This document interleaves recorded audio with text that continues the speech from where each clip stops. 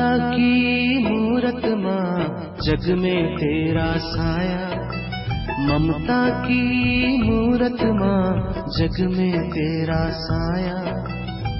तेरी मुस्कान रूहानी, कहती तेरी कहानी। तेरे आंचल की छाया में हो, तेरे आंचल की छाया में सुख ही सुख पाया। ओम शांति। हम सभी सुन रहे हैं हमारी आदरणीय यज्ञ माता मातेश्वरी जगदम्बा मम्मा के बारे में। तो मम्मा विशेषताओं का, गुणों का अकुट खजाना थी। बाबा ने जो ज्ञान रतन दिए, मम्मा उन ज्ञान रत्नों की खान थी। तो मम्मा की विशेषता, उनके अंदर मर्यादा युक्त और सभ्यता युक्त बोल थे।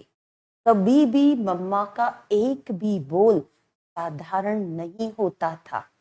एक बार की बात है, जब दादी प्रकाशमणि जी बताते हैं कि मम्मा जब उनके साथ थी, तो दादी जब उस टाइम में छोटी बच्चियां को, तब वो बच्चियां बाबा के साथ खेलकर बैडमिंटन अंदर आई थी।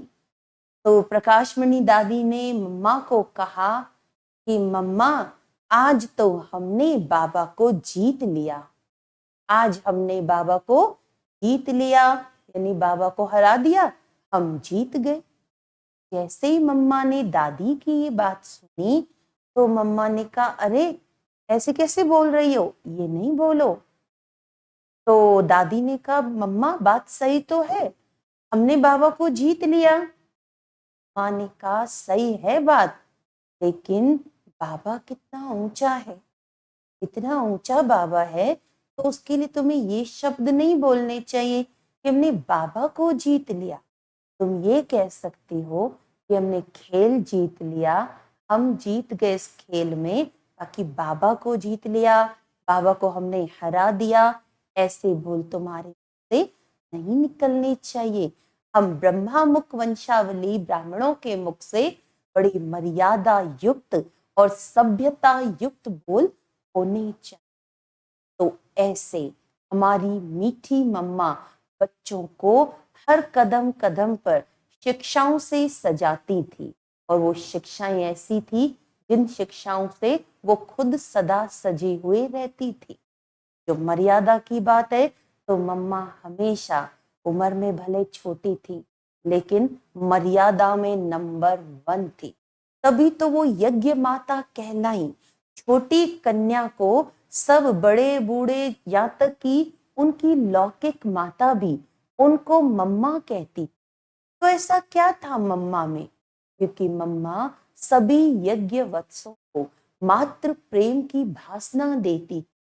जो भी यज्ञ वत्स थे, जैसे घर में माँ का काम होता है बच्चों की हर बात पर ध्यान रखना, उनके शारीरिक, उनके मानसिक हर चीज का ध्यान रखना, तो ऐसे ही यज्ञ में भी, लौकिक घर में तो माँ के 2-4 बच्चे होते हैं, उनका माँ ध्यान रखेगी, लेकिन हमारी मम्मा यज्ञ में उस समय 400 बच्चे थे।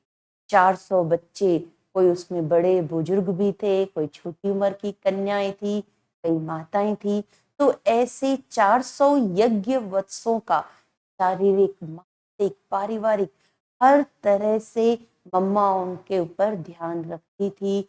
उनके क्रियाकलापों पर ऐसे ध्यान रख के, उन्हें शिक्षाएं देकर, उनको भूलों से बचाकर उनकी समस्या का समाधान करती थी। तभी तो बाबा ने उनको टाइटल दिया यज्ञ माँ। ये नहीं कि उम्र में छोटी थी तो बड़ों की समस्या का कैसे समाधान करेंगी। अम्मा हमेशा बाबा को साथ, उन यज्ञ वत्सों के प्रति माँ की भावना जागृत कर, वो मात्र प्रेम रखकर उनको समझती थी। ये नहीं कि किसी से कोई भूल हो गई तो उसके प्रति कोई घृणा भाव हो, उसको धिक्कारे, नहीं।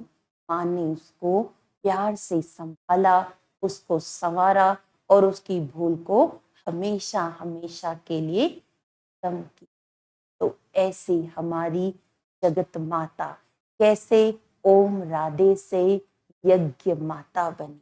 तभी तो बाबा ने उनको जो 8 माताओं कन्याओं की कमेटी बनाई थी, उस 8 माताओं की कमेटी में मम्मा को उसका हेड बनाया था। मम्मा को देखो भक्ति मार्ग में धन की देवी लक्ष्मी के रूप में पूजा जाता है। बाबा कई बार मुरली में भी कहते हैं कि मम्मा जो भविष्य में लक्ष्मी बनने वाली है, उस लक्ष्मी से सब धन मांगते हैं। लेकिन संगम युग में तो मम्मा गरीब थी, कुल धन उनके पास नहीं था, और तो सब कुछ न कुछ यज्ञ में लाए थे। लेकिन मम्मा के पास क्या था? मम्मा इकोनॉमी की अवतार थी। भले वो यज्ञ में स्थूल धन नहीं लाई, लेकिन बाबा के यज्ञ का एक एक कणा दाना बचाकर धन का सदुपयोग करके धन को कभी वेस्ट नहीं जाने दिया, और दूसरों का भी धन मम्मा ने यज्ञ में सफल करवाया। इसीलिए मम्मा भविष्य में धन की देवी लक्ष्मी। तो ऐसे हमारी आदरणीय मम्मा अखुट खान थी गुणों की। तो ऐसे हम जब मम्मा की ये विशेषताएं सुनते हैं तो हमारा भी मन प्रफुल्लित हो जाता है कि हम उस यज्ञ के वत्स हैं जिसमें यज्ञ माता इतनी गुणों की खान थी।